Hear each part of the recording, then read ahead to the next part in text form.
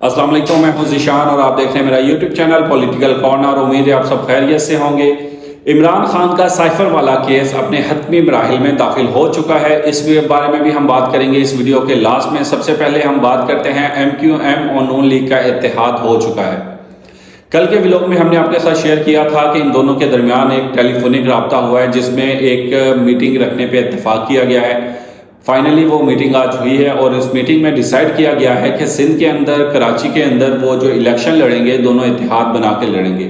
नून league और MQM इत्तेहादी बन के कराची के अंदर और सिंध के अंदर इलेक्शन लड़ेंगे। इससे पहले हमने देखा है कि MQM का जितनी बार भी इत्तेहाद हुआ है वो, अगर हम कराची तक की या सिंध तक की बात करें तो वो पीपल्स पार्टी के साथ रहा है।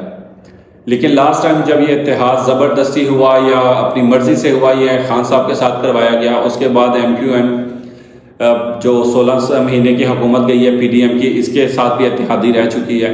लेकिन इस बार इन्होंने नून लीग के साथ इत्तेहाद करने का जो है वो वादा किया है और आज इन्होंने एक मुश्तरका प्रेस कॉन्फ्रेंस भी की है जिसके अंदर ये बताया गया है कि किस तरह क्या प्लानिंग है इनकी, किस तरह का इत्तेहाद होगा।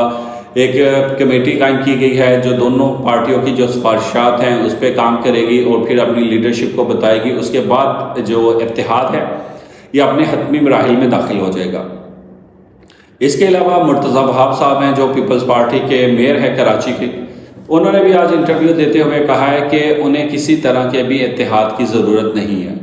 उनका इसके साथ ये भी कहना था कि MQM अकेली या नून लीग अकेली पाकिस्तान पीपल्स पार्टी को बीट नहीं कर सकती सिंध के अंदर या कराची के अंदर, इसलिए इन्हें इत्तेहाद की ज़रूरत है।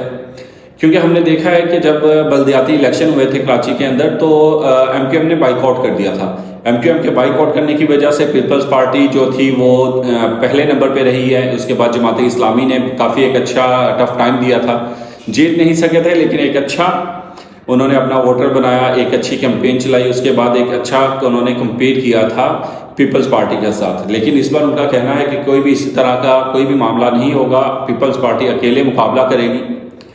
क्योंकि पीपल्स पार्टी की जो पोजीशन है अगर सिंध तक की हम बात करें तो वो काफ़ी ज़्यादा स्ट्रॉन्ग है बनिस्बत पंजाब के या दूसरे किसी में भी नहीं है, लेकिन सिंध में काफ़ी ज़्यादा स्ट्रॉन्ग है, तो उसे सिंध में हराना काफ़ी मुश्किल होगा। और नून लीग और MQM का जो सबसे बड़ा टारगेट होगा मेरे ख्याल से वो टारगेट ये होगा कि किस तरह वो अपने 130 या 131 नशिस्तों के लिए अपने उम्मीदवार कहाँ से लाएंगे और वो उम्मीदवार कौन कौन से होंगे जिनको इलेक्शन में उतारा जाएगा, जो मंजे हुए खिलाड़ी हैं पीपल्स पार्टी के उनके खिलाफ। अलावा जो एक अहम बात है, बशीर मेमन जो DG FIA भी रह चुके हैं वो भी अब बाकायदा नून लीग का हिस्सा बन चुके हैं और उनको नून लीग जो सिंध है, सिंध के सदर का ओहदा दे दिया गया है। और वो सिंध के अंदर वर्किंग करेंगे, किस तरह करेंगे वो भी देखने के लायक होगा। क्योंकि सिंध में अगर हम देखें तो नून लीग के काफ़ी अच्छे उम्मीदवार हैं या काफ़ी अच्छे लोग हैं जो सिंध से हैं, जिनमें इनके मिफ्ता इस्माइल जो कि इनके वज़ीर ख़जाना रह चुके हैं वो भी हैं और भी बहुत सारे इनके लीडर हैं जो काफ़ी टाइम से सिंध से काम कर रहे हैं, लेकिन उन्हें ये ओहदा नहीं मिला और ये ओहदा मिला है बशीर मेमन साहब को। और इसके बाद हम बात करते हैं इमरान खान साहब के साइफर वाले केस की। तो आज उसकी एक बहुत अहम समाअत हुई है। वो समाअत इसलिए अहम थी क्योंकि जो गवाहान हैं उनका जो बयान है वो रिकॉर्ड करवाना शुरू कर दिया गया है। अब किसी भी केस के जो हतमी मराहिल होते हैं वो यही होते हैं कि अब गवाहान के जो बयानात हैं वो रिकॉर्ड करवाए जाते हैं, उसके बाद उनके ऊपर क्रॉस क्वेश्चनिंग होती है, उसके बाद अगर कुछ नहीं होता तो उसके बाद आपका फैसला आ जाता है। अब ये वाले मरहले में दाखिल हो चुका है, अब फैसले का तो भी कोई आइडिया नहीं है कब तक होगा, लेकिन ये हतमी मराहिल में दाखिल हो चुका है। आज की समाअत में इमरान खान साहब अपनी फैमिली से भी मिले, अपने वकीलों से भी मिले, उनसे भी बात की। और इसके अलावा इमरान खान साहब ने सुप्रीम कोर्ट में तोशाखाना केस, अल-कादिल ट्रस्ट केस और साइफर वाला केस, इन सब केसेस को ख़त्म करने के लिए एप्लीकेशन भी दे रखी है। अभी उसका फ़ैसला आना भी बाकी है, उसके ऊपर कब समाअत होगी, क्या फ़ैसला होगा उसका, वो आना भी बाकी है, वो भी देखने के काबिल होगा।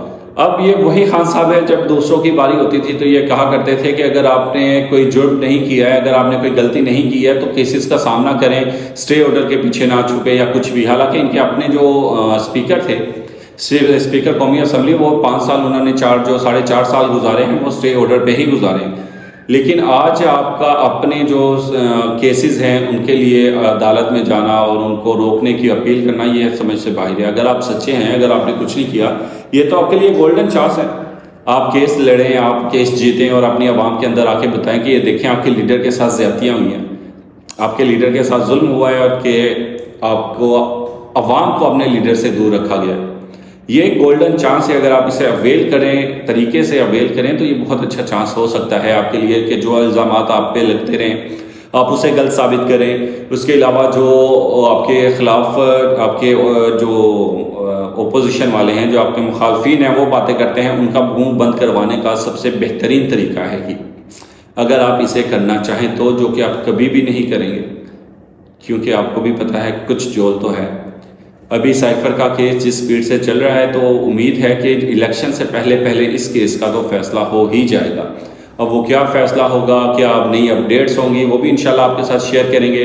तब तक के लिए अपना ख्याल रखिएगा, वीडियो को लाइक कीजिएगा, चैनल सब्सक्राइब ज़रूर कीजिएगा और अपना बहुत बहुत ख्याल रखिएगा। और वीडियो देखने के लिए आप लोगों का बहुत शुक्रिया। अल्लाह हाफिज़।